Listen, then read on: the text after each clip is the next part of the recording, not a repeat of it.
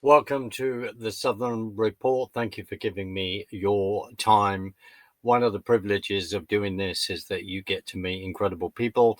You get to ask incredible, amazing people to come back on your show because they say, they write, they communicate in words that even I cannot pull out of the air because they describe how you feel. And one of those is Daniel Jupp, writer, communicator, and I would say philosopher, and someone that I really, really enjoy talking to. Thank you, Daniel. Lovely to Yeah, see you. lovely to see you too. I hope I live up to that opening Well, because you've set the bar pretty high there. well, I think to be fair to you, you've set the bar yourself very high. I'm very grateful to your Substack. I'm very grateful to the comments that you make elsewhere on social media, along with writing for Conservative Woman, and the books that you've written as well, because you are observing what's going on in this country. You're observing what's going on in Western civilization. And Daniel, we need to get into this because there is so much that's been going on, and it means that at times, even though we may feel absolutely tired of this battle, that we have to keep going. And when I read your stuff, it's inspiring and it helps me to keep going. So I'm grateful for that. Um, Daniel, I think we've got to start with what's just happened in Manchester. Yeah. I don't, we can't, I think that is a very good place to start with those appalling events. Daniel, do you want to take it from here? And Yeah, so in the UK, yesterday obviously was the Jewish holiday of Yom Kippur, and on that day in the UK, a Islamic British citizen of Syrian descent who had arrived in the UK as a child and then acquired British citizenship later. Um, Decided that it would be a good day on which to ram a car into a synagogue in Manchester and proceed to have a terror attack on that synagogue, from which, with three accomplices who haven't been named yet, but he was with three accomplices, and two innocent Jewish men died. It looks now like one of them was shot by the police because the police engaged the attacker, killed the attacker, but it looks like a bullet caught one of those who died. But the intention, obviously, was to get into the synagogue, and the killer, who was the appropriately named Jihad, his first name was Jihad. Um, this killer obviously intended far greater casualties than he actually resulted in causing. So the only good thing that can be said about it is that police were on hand quickly and the attacker was killed. Um, but there's a lot more to be drawn from this attack, I think, and there's a lot more to be said about why attacks like this happen. Clearly the first response is that clearly this is another Islamic attack, and the vast majority of terrorist atrocities in the UK, as really globally, according to the Global Index of Terrorism, the vast majority of these attacks are Islamic in nature. So Britain, like several other European countries, has a large and growing Muslim population.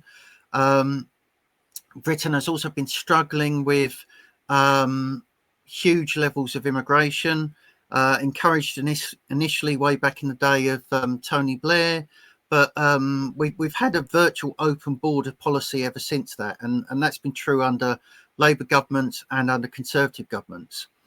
Now, one of the things that no mainstream media will focus on, or the government will focus on, is the fact that this particular killer in this instance was welcomed into the UK as a refugee, essentially. And this is an instance where we can definitely say 2 innocent British citizens are dead because we welcomed a refugee and an asylum seeker. And that's, that's a fact that nobody will want to express in mainstream media, but it's relevant. We have at the moment up to 1,000 people a day coming in illegally into the UK. Last year, we had the second highest on record of entrance since 1949. We've had 20 years, really, of deliberate mass migration and mass immigration into the UK. And, all of those that arrive illegally, there's no initial knowledge of who they are, where they come from, or what their opinions and beliefs are like. There's no security checks on these people. Now, you're adding over 1 million people a year. Last year, we added 1.2 million people. Now, that includes legal immigrants as well, who you will have a better knowledge of who they are and what their background is. But the current level of illegal immigration into the UK is running higher than the number of people we have in our combined military and armed forces. We have about 250,000 people total in our combined military and police. And we have about that same number of people entering the country illegally every year.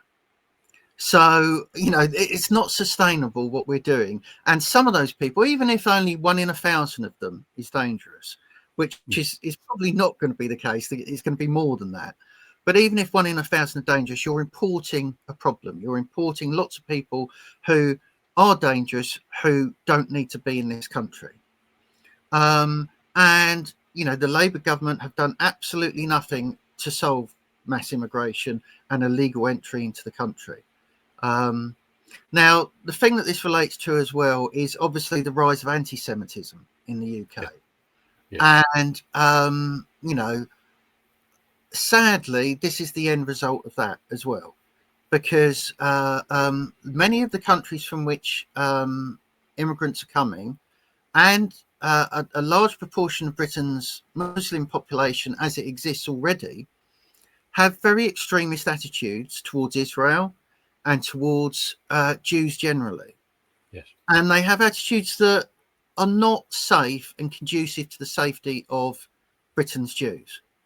Again, that's something that won't be said honestly by mainstream media commentators, but is part of this problem. We've had anti-terrorist strategies like Prevent that are supposed to be designed to deal with this problem. But the fact is, we know that there are sermons in mosques that tell people to hate Jews. We know that there are a large percentage of people from polling, this has been shown from polling on repeated occasions, Pew polling and some other sources, that there are a large number of British Muslims who hate Israel, see British Jews as a legitimate target for that hate against Israel, and have very, very dangerous and extremist ideas about how to deal with, say, for example, people who insult Islam, people who offend other Muslims, or people who they feel are infidels or apostates, or in any of the categories, including Jewish people, that they have accepted extremist ideas about. And all of that is part of the package of problems that led to what happened yesterday. And all of it is stuff that our leaders won't deal with honestly. Immediately after this latest terrorist attack, as we've seen with previous Islamic terror attacks in the UK, we got the usual commentary. We got the, this is vile, this is appalling, which of course it is and must be said. But very, very quickly, it moved from that to what happens to be, Keir Starmer's bugbear and his bête noire, his chosen obsession, which is turning it on to the people who have warned about this rather than the people who do this. Yeah. We immediately get to this stage where we must make sure that Muslims aren't criticised. and we must make sure that this doesn't divide us or sow division. And when they say this mustn't divide us or sow division, what they mean is we mustn't be honest about what causes these terror attacks. Because they're nearly all Islamic ones. There's been no wave of far right attacks in the UK, but they are obsessed with talking about the far right, and they are obsessed with putting people like Lucy Connolly in prison for rhetorical statements that they take as inducing violence or inciting violence, and they're doing absolutely nothing about a very high level of left-wing rhetoric that supports terrorism and Islamic rhetoric that supports terrorism. We've had, just as an example from popular culture, the bands Kneecap and Bob Vylan. 2 weeks ago, there was an ISIS call for attacks on British Jews. But 2 weeks ago, there was also a Bob Vylan call for attacks on British Jews, or attacks on Jews generally, which Bob Vylan labels as Zionists. They've openly called. In Amsterdam, they did it. A few months back in Glastonbury, they did it. There's been the Glastonbury calls for terrorist murders of the IDF by Bob Vylan and by Kneecap were televised by the BBC. There was no punishment to the BBC for televising incitements to violence against, Israeli forces or against Jews generally. There was no punishment of the organisers of Glastonbury for booking 2 acts which have repeatedly supported terrorism. There was condemnation from Keir Starmer, but again, it was that brief condemnation that moves on to do absolutely nothing about the problem. We've had a Labour councillor who told people to slit other people's throats. He walked free with no punishment. All of these calls that are against Israel, and they're joined by mainstream media as well. This is what we should understand. The BBC do reports on Israel and Gaza that frankly are going to be conducive towards terrorism as well, because those reports are so biased, so one-sided. You get a 30-minute clip. ITV do this as well. Channel 4 do this as well. You get a 30-minute clip that is all about the innocent victims of Israeli aggression, and says none of the reasons for Israeli actions, doesn't reference October the 7th whatsoever, doesn't really check the information that they're imparting to others.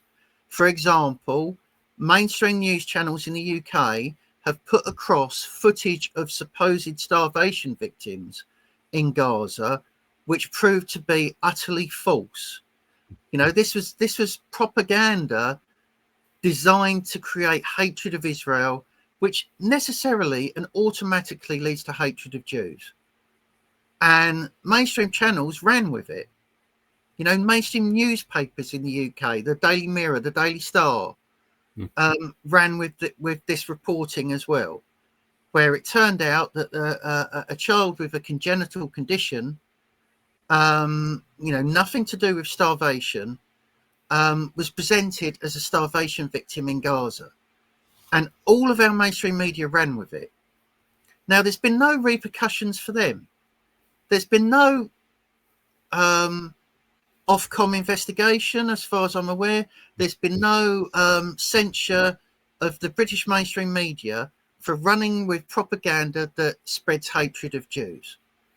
And unfortunately, the situation we're in is that the authorities and the parties that decide what's reasonable and what isn't, what's conducive to violence and what isn't, what supports terrorism and what doesn't, are people who have, frankly, themselves some degree of guilt and some degree of complicity in the current psychopathic attitudes towards Jews that we're seeing.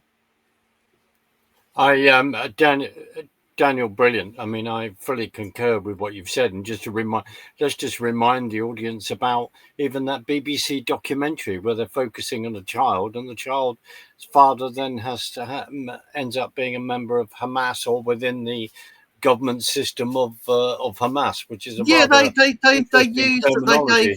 what was it, something like an hour-long documentary, Yeah, yeah. maybe a little bit more, and it was produced by Hamas-aligned Palestinians, the daughter of a Hamas aligned Palestinian leader. So it was pure Hamas propaganda. Mm, And that mm. was produced by a British television company and released on British TV. And they hadn't done their due diligence there at all. And if we go back to the 7th of October, and we're coming up to 2 years, so we Yeah, remind ourselves of 1,200, just over 1,200 Israeli citizens were murdered, killed in appalling circumstances. And then 252 hostages then taken back into Gaza, which Israel had withdrawn from in 2005, and yeah, in 2007, then Hamas then takes over and becomes the governing authority, and of course doesn't wait at all to start creating Gaza as a rocket launching pad into Israel. And people go and look it up if they don't yeah. believe what we're saying. Go and do the homework. Go and look this up.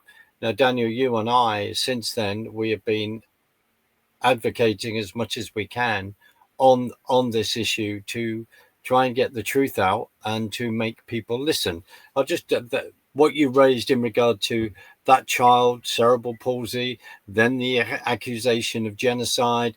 There's no food, not enough food going in. The fact that the UN is complicit.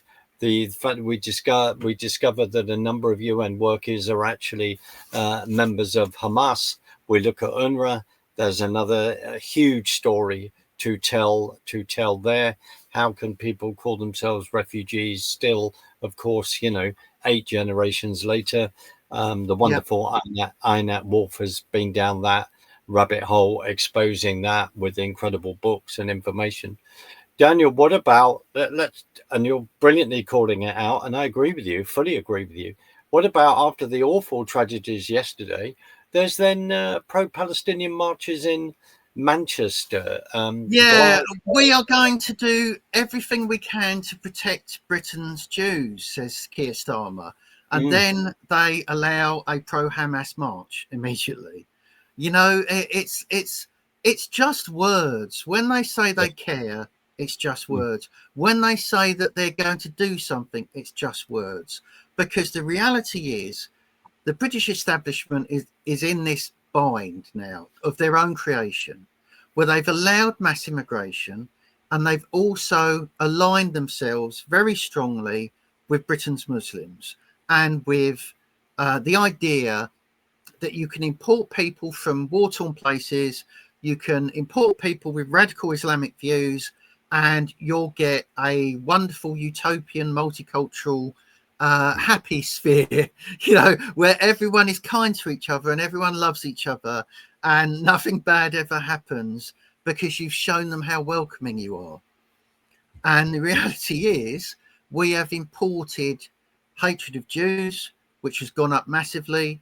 We've yes, imported extremist attitudes, and we're importing an Islamic takeover of the UK. And we do things like we allow Sharia courts. Why do we allow a parallel system of law in the UK? If you were serious about tackling extremism, you would be honest about where it's coming from, and you'd say most of the violence we've seen, most of the violence we will see, is coming from the radical left and extremist Islam. It's not coming from people who wave England flags.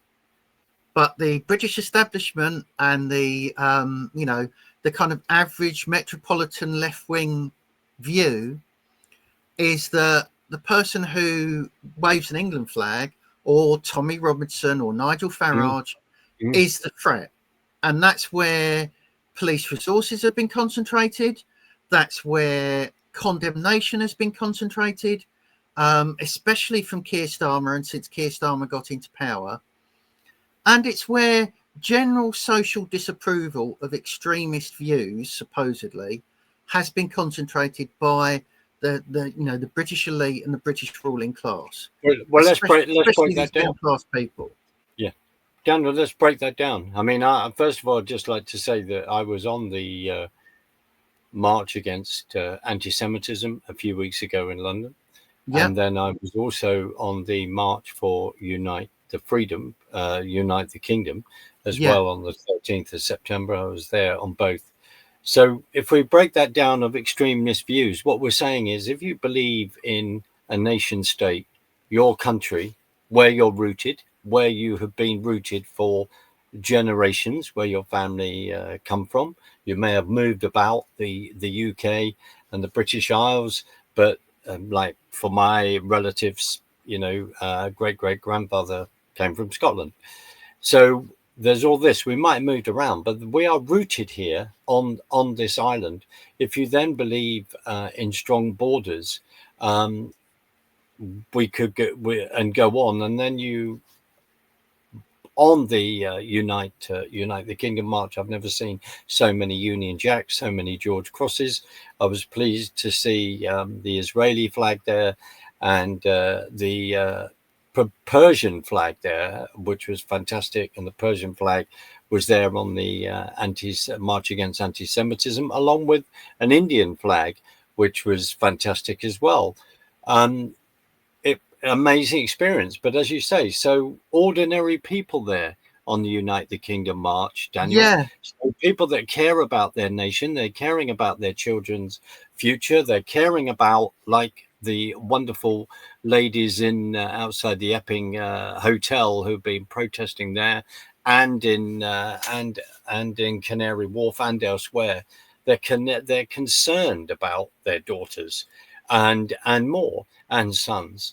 So we're being tarred with this, Daniel. We've been tarred with not being able to talk about this since Blair was Prime Minister. If you talk about this, you're racist, you're this, that, and the other. Really? And then far right. Where are, Daniel? With great respect, where are the far right? Where is this far right? I mean, the reality is that the far right, if you mean by far right, which is what you should properly mean by using it, if you mean people who are white supremacists, who genuinely think that they're innately superior to all other races by birth, and are prepared to use violence and murder or terrorism in support of that attitude, you are talking about literally a handful of people in the UK.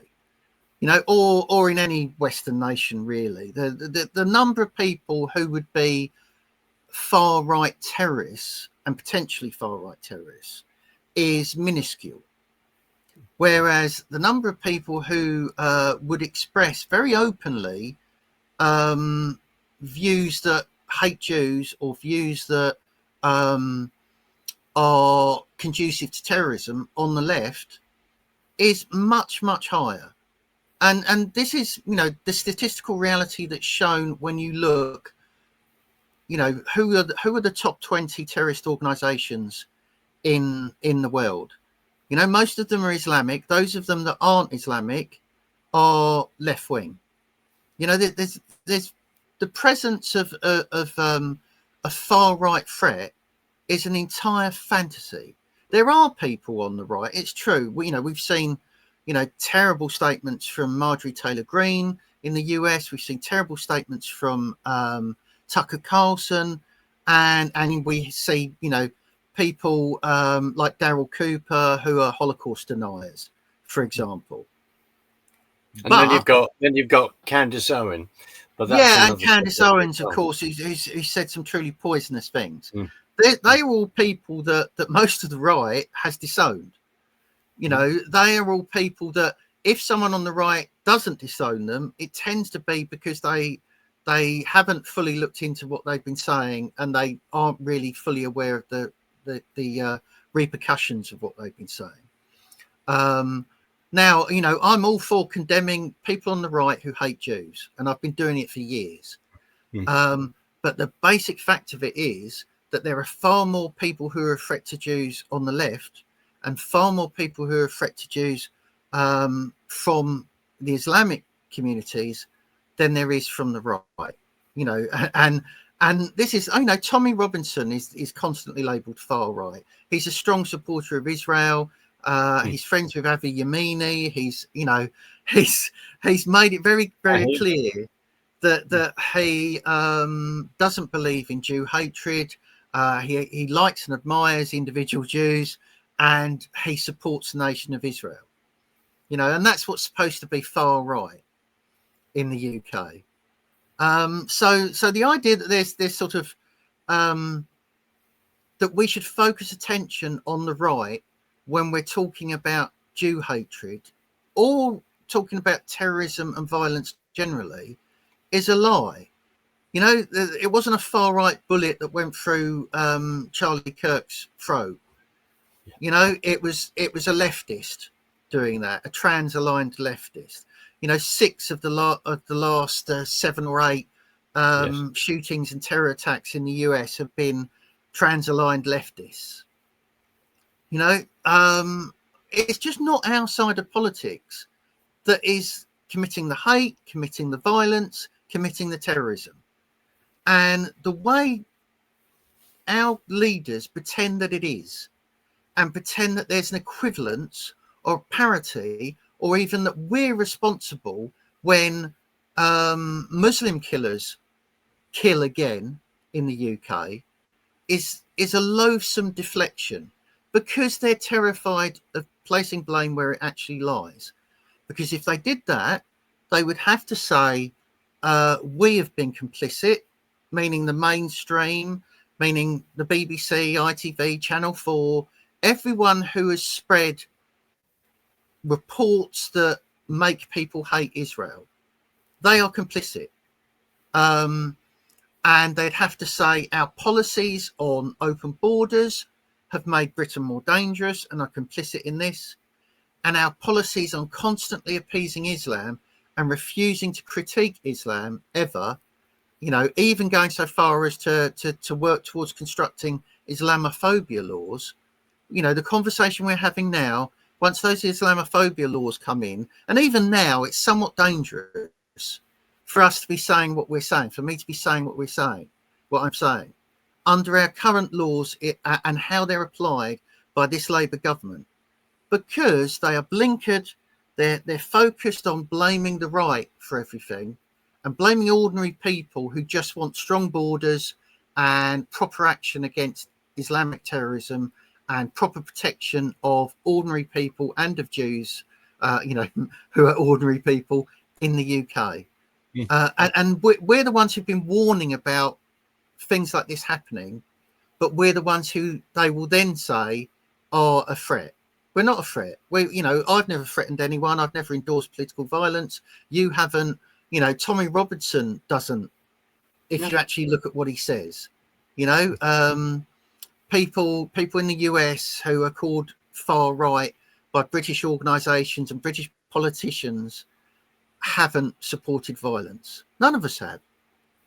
The violence is not coming from us, you know, and we've been warning against it. Daniel, we look at look at what is happening in the public arena, the discourse. We only have to look at what's just happened at the Labour or Libre conference that's just happened in Liverpool, and then we look at, let's call him out, we look at David Lammy's comments. I understand that you know, that Nigel Farage had dealings with the Hitler Youth, and I thought that ended in 1945, and dear Nigel Farage was born in 1964. then there's another mastermind of history by Mr. David Lammy at that point. I mean, I'm not saying this to be clever, but I am saying that people's words, they think that it's perfectly acceptable for them to say this. And I know other commentators have said this, and this is what deeply concerns me as well. We remember the presidential campaign last year leading up to the November election, and then suddenly, you know, Trump's a Nazi, Trump's a fascist, and all these words, and there is this same kind of, to me, the same kind of rhetoric and policy that is now and campaigning already. There's now coming out, and absolutely, you know, people have got to watch what they say, but it seems perfectly okay for them to lob this kind of stuff in. When we push back, we're then, you know, we get knocks on doors at 9 o'clock at night. And I'll just say this: when you put out a meme saying, you know, F Hamas, and all this, where dear Peter North is then dragged out of his bed at 10 past 9 at night, and then taken down Harrogate Nick to then have a conversation about that.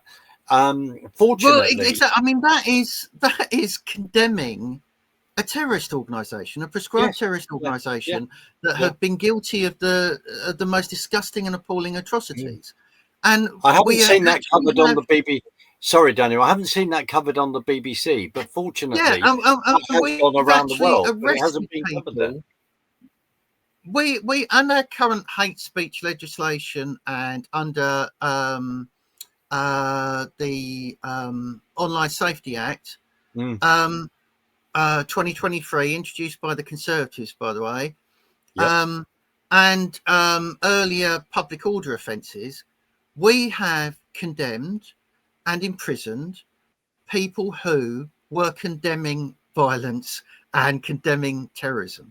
This is how insane it is, because the reality is our laws are being administered by people who are themselves extremists. You know, the current Labour Party are extremists. To me, after you've seen what happened to Charlie Kirk, after you saw 2 assassinations on Donald Trump, lying about Nigel Farage and calling him a Nazi, whilst reducing his security detail by 75%, is encouraging people to kill Nigel Farage. This is the implication, and this is, you know, where it goes potentially. We've seen where it goes in the US. You know, the Democrat Party have lied for years about Donald Trump, and it led to people trying to assassinate him. You know, if you go back with Nigel Farage, we remember, you know, the milkshake being thrown off him. I think when he was on campaigning, there is either someone threw a stone or something at him. I think in when he was campaigning in Clacton, he's been physically attacked on multiple occasions. He's been harassed, obviously, lots of times, and you know, one of those occasions, I believe, was one that led to a left-wing comic in the UK joking that she wished it had been acid that was thrown at him. Joe Brand, wasn't that? That was Joe Brand. And you know, and that was kind of, that's fine. That rhetoric's fine. That's okay. You can do that because you're from the left. Whereas if someone makes an obviously rhetorical comment, like Lucy Connolly did, you know, non-literal, that ends up with 31 months in prison. Because who then took the tweet down in the way that Starmer had said, well, things are said maybe on words to this effect on a Friday night, and by Saturday night you've reflected on it and taken it down. And words matter, because when they say these things, we need to go back and look at what they say and hold them to account in regard to their own standard. Now, you know, I'll say, and I want to move on, I want us to discuss this maybe, but in the same vein, on the one hand, he's turning around and going, I want to recognize Palestine. The problem is, every time I think about him, I end up doing some sort of accent because he's so up in a robot way. And then saying that about Palestinian state, recognizing a state that has no borders, doesn't exist, and has nothing, doesn't comply with the Montevideo Convention whatsoever. Yeah, If he is an international lawyer, look at that. And then at the same time, coming out and saying to the British Jewish community in this country, I wish you a happy Rosh Hashanah. I'm sorry, but the whole thing of I have a forked tongue and I will talk out both sides of my mouth. yeah, It comes to mind. And the other, Daniel, this is where I want to discuss this with you because of your writings as well, is I'm immediately thinking of what happened in Iran in 1979 in yeah, regard to that revolution, and looking at the Islamist and the Marxist left, they came together. Can yeah. you take that forward, because with your writings, your understanding of Well, like political if we're going to be ideology. obviously there's organisations in the US like CARE, and there's figures like Ilhan Omar, Yeah. and most of the squad, who are, and if you look at footage of, say, the mayor of Dearborn, which has Yes. a very high Muslim population in the US, and the kind of extremism of his views, or if you look at footage of the current candidate for mayor of New York, Mamdani. so Yeah. yeah, Zoran Mamdani, he is this classic combination of red green alliance, Yes. Yes. Marxist and Islamist, Mm. and and he's very likely going to become mayor of New York, which is insane. Now, going to the UK, way back in the 1980s, this process started because we had things like the Greater London Council, the GLC, Ken which was very, Livingstone very, time. yeah, Yeah. which was Ken Livingstone, very, very hard left, very extremist, and they were, in the 1980s, they were endorsing terrorist groups and supporting terrorist groups who were either left-wing groups or Islamic ones. And that link has gone a long time, and it seemed like the Labour Party had recognised that it'd gone too crazy and had expelled that element. You had Neil Kinnock's fight against Militant in Liverpool, particularly, and the Derek Hatton types, Yep. and you Yep. had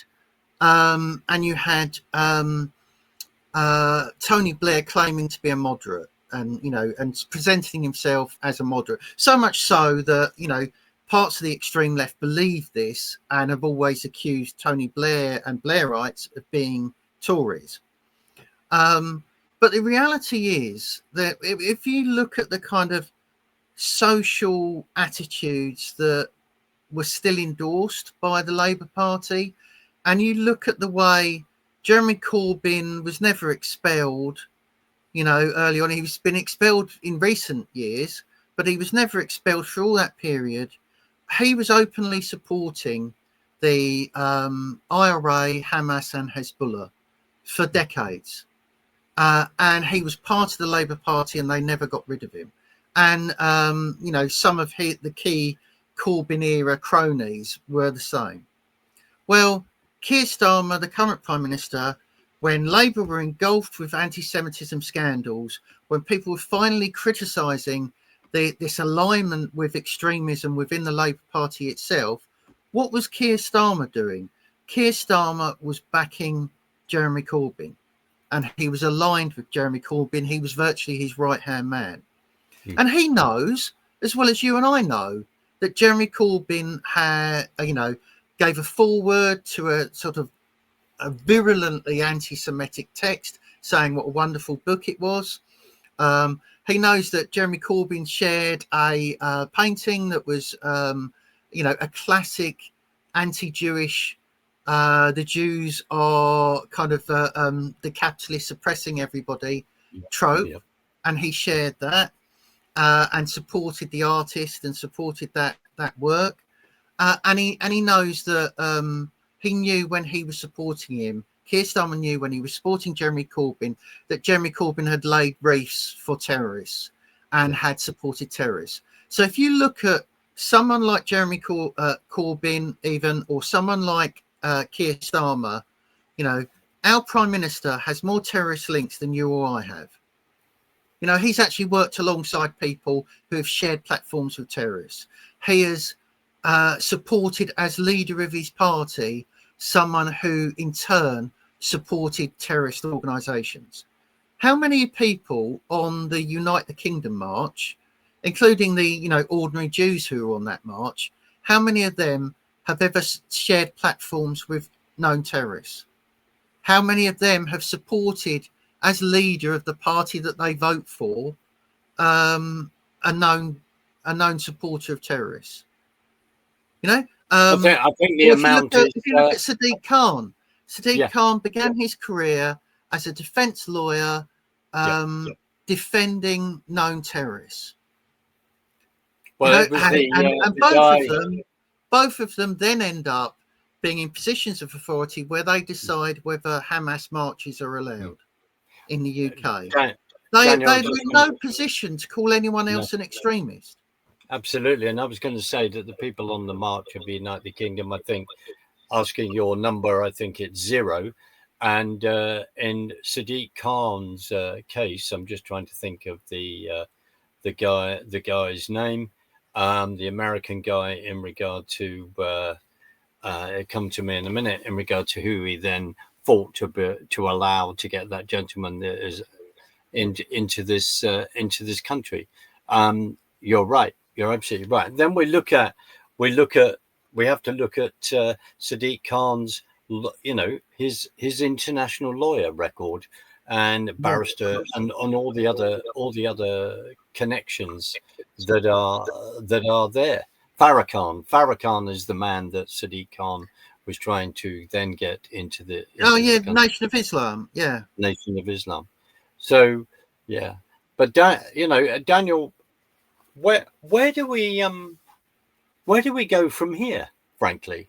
Because well, I mean, there are very obvious. There's a good article which I recommend that Matt Goodwin, the Reform Aligned pollster, has put out, and he quotes an expert on counter-terrorism who cites 11 measures that should be taken in response to Islamic extremism in the UK, and they all look like, you know, on first glance, they look like pretty sensible things to me.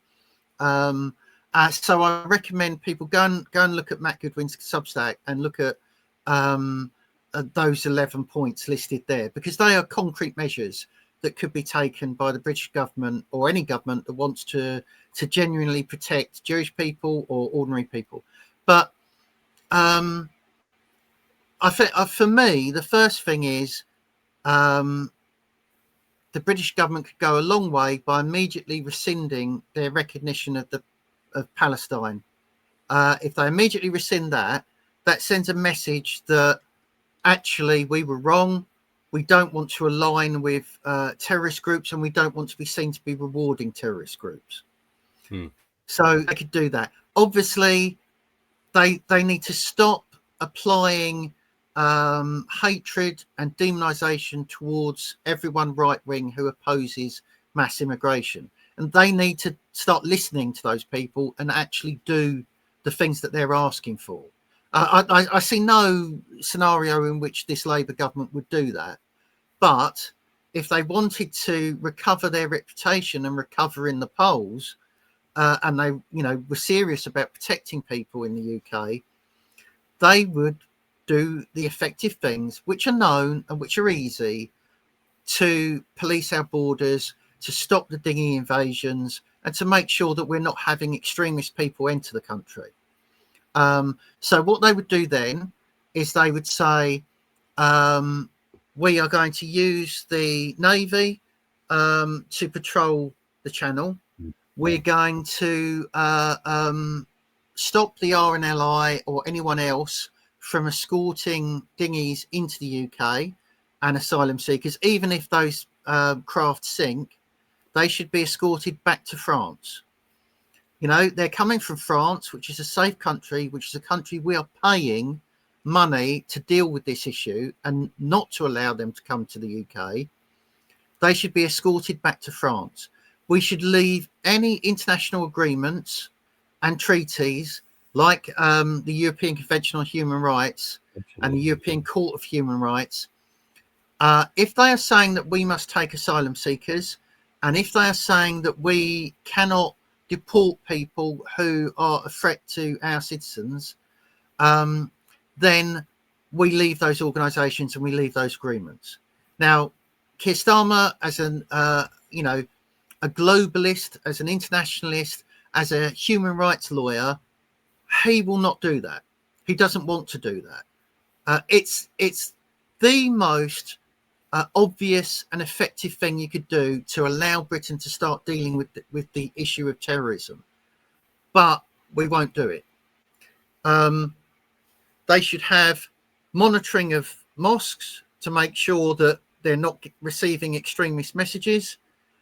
There should be some kind of licensing arrangement whereby, you only get to have a mainstream TV channel or a mainstream, supposedly mainstream mosque if you're not spreading extremism and hatred of Jews or hatred of English people or hatred of white people. All of that has to be tackled because that's where the violence is coming from. And we cannot go on with this two-tier system where left-wing violence is legal and excused and rhetoric that creates violence is legal and excused, where mainstream TV reports that are hateful and full of malice towards Israel are allowed, and where, we're actually teaching people through left-wing lessons and through various forms of propaganda and indoctrination in our universities, through our TV reports, through the things that Labour politicians and Liberal Democrat politicians in particular are saying themselves. We need to make that the kind of stuff that our police forces respond to. No more arresting people for simply criticising illegal immigration. No more thought policing in that direction. Go in the direction where the violence is actually coming from. I'm not a free speech absolutist. I don't think everyone is entitled to say whatever they like. But the vast injustice we've seen is that we're allowing people from Islamic backgrounds or from far left backgrounds to spread stuff that ends up with murders, while at the same time we're imprisoning people for opposing asylum seekers in hotels, or for opposing open borders, or even for opposing the government itself, who have no links to violence. And we cannot continue with letting essentially extremists determine what is extreme. And that's the problem we face. And really, it's time that if people in the Labour Party are serious about tackling terrorism, serious about protecting Jewish people, and serious about being just and fair, they need to acknowledge how wrong they've got it over years, over decades, and turn their attention from condemning Tommy Robinson or condemning ordinary British citizens that wave an England flag, and turn it towards condemning the actual Islamic terrorism and left-wing terrorism where the violence is coming from.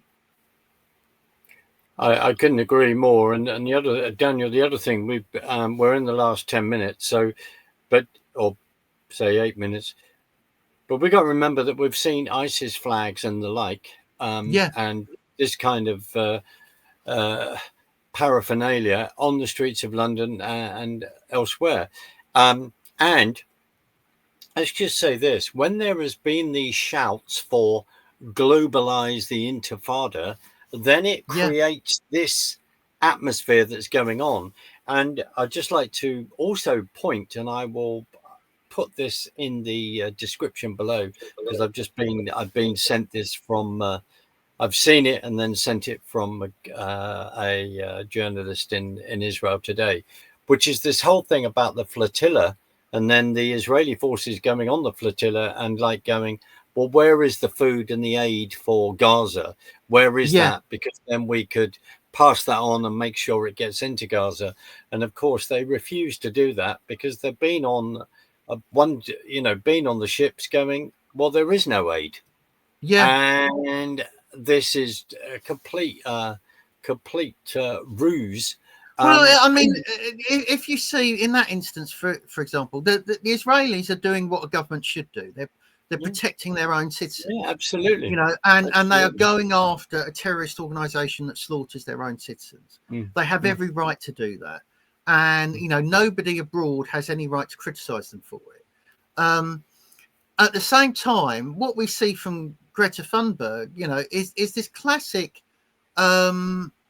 red-green alliance. Again, you know, she's got all the same kind of views that Mamdani has in New York.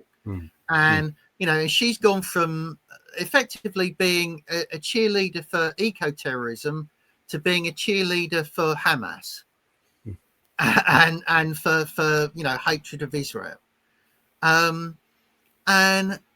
mean, I call it armchair terrorism. Yes. You know, the left called it stochastic, you know, stochastic terrorism, when people use rhetoric that encourages violence. I hear. But you know, they took it to this irrational and insane extreme of saying that words are violence. Words aren't violence, but we can logically, reasonably, and fairly distinguish words that are actually leading to murders and words that aren't. You know, if there was a wave of British Tommy Robinson followers murdering randomly in the UK, then it would become sensible to say there's a link between those things, surely, but there isn't. If we see a link between, you know, the Islamic religion and extremes of the Islamic religion and terrorism and violence throughout the entire globe, then it's fair and legitimate to criticize Islam. You know, and these are the simple kind of rational distinctions people on the left refuse to make, and which the mainstream refuses to make.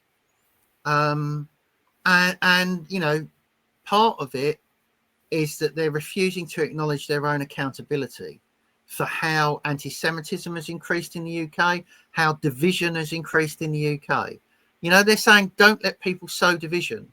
Well, you've sowed division yourselves already. We're reaping the consequences of that. You sowed division when you let anybody and everybody come to the UK. You sowed division when you let music bands call for terrorism and support terrorism. You know, you sowed division when you allow Hamas marches on our streets. It's not us who created this scenario. It's you. No. Well, let's just remind ourselves, as soon as Hamas attacked on the 7th of October, that night there were groups outside the Israeli embassy in this country calling for restraint. I mean, it took 3 weeks, I think, before the Israeli forces then went into Gaza. It's very interesting like that. And also Telegram groups that suddenly lit up a few hours before the attack on over the Israeli border at that point. There's so much to investigate and talk about, and incredible people have been doing that. Daniel, in the last and if you look at, like, you know, if you look at other things like you know, the reactions to the murder of Charlie Kirk in the US and the UK, you know, there were, you know, including the person who the Oxford Union student who's the due to become president of the Oxford Union. Yeah, you know, absolutely. He debated Charlie Kirk. Yeah. Charlie Kirk shook his hand. You know, Charlie Kirk was honest and met him as an equal, courteous to him, and he celebrated Charlie Kirk's murder. There's no legal consequence for that person. No, there isn't. No, there's been no legal consequence for that person. he has celebrated a murder. I know. You know, Daniel, I'm really sorry and we've to normalised that on the left, or if it comes from Muslims, if it comes from left wingers, we've allowed them to do it, and we've normalised it, and we've accepted it for years. Daniel, sorry to cut in, but you're absolutely right. In the last sort of, give me 30 seconds, a minute, where can people find your incredible work, your Substack, your books? Go for it. Well, if you look in the up in the corner there, there's a picture of my book, which has a rude title, but some serious content. So look up my name on Amazon, and my book should come up. I've got 3 books that are published; they're all available on Amazon. If you want to check out my Substack, that's called Jupplandia. And that's at jupplandia.substack.com. Anyone who wants to join that is very welcome. Anyone who wants to take a paid membership of that, you get a few extras, you get a few extra articles that way, is very welcome to do so as well, because that obviously helps me. But I think, I hope that I'm spreading the truth on there, and I hope that it's stuff that other people agree with and find valuable. So those are the places you can check me out, and obviously I'm also on Facebook. Well, I call you a sage for the modern age. I'll have that motto. I'll have that one line. Daniel, we can discuss this after, because I'm going to play us out. But something I'd really love to do, which is to do a sit-down interview with you. We'd then have another mutual connection that lives very near you. So I'd love to combine that. Daniel, I just want to thank you. I just want to thank you for your time and all that you do and your energy. And it's so much appreciated. Stay there. I'll say goodbye to you on the other side, but I'm going to play us out. Okay. Cheers. Thank you, Daniel. Cheers.